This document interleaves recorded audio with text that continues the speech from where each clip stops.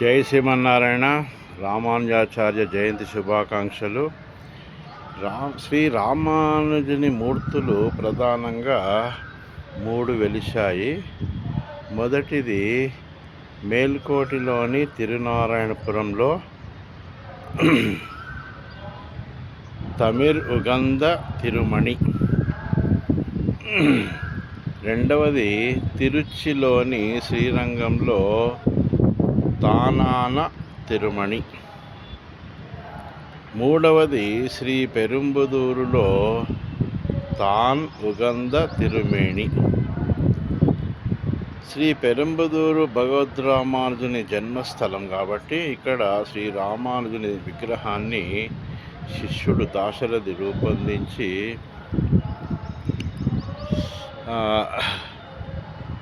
శ్రీ రామానుజుని ద్వారా ఆలింగనం చేయించి శక్తిని నిక్షింపజేయించి ప్రతిష్ఠింపజేశారు.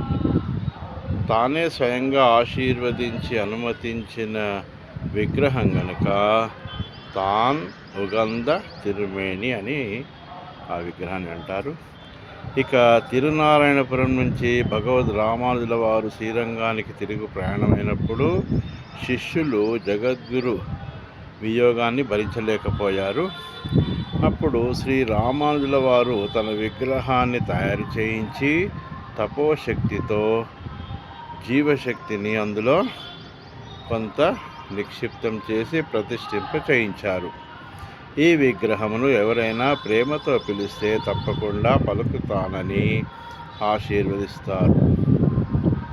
శిష్యులు ప్రేమతో ఆదరించిన ఈ విగ్రహాన్ని తమల్ ఉగంధ తిరుమేణి అని అంటారు.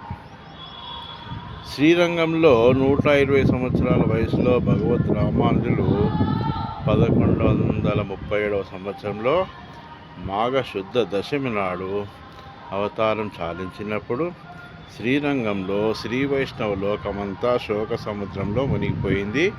అప్పుడు శ్రీరంగడు రామానుజ శిష్యగణానికి కనిపించి రామానుజుల వంటి మహానుభావులకు శరీరమే ఒక అద్భుత విగ్రహం, ఆ జగద్గురువుకు సమాధి ఉండదు, ఆ శరీరాన్ని విగ్రహంగా స్థాపించి దాని చుట్టూ ఉపాలయాన్ని నిర్మించండి. 5వ ప్రాకారం ఆగ్నేయ మూల ఆలయం కట్టండి అని ఆదేశించాడు. ఎల్లప్పుడూ రామానుజుడు తన ఆలయ పరిధిలోనే ఉండాలని శ్రీరంగడు పరితపించాడు అని పెద్దలు చెప్తారు. అందుకే ఇదే తానాన తిరుమేణి అని పిలుస్తారు. జై శ్రీమన్నారాయణ. రాచకొండ రామాచార్యులు, పురోహితులు, జ్యోతిష్యులు, ప్రాక్టీసింగ్ లాయర్.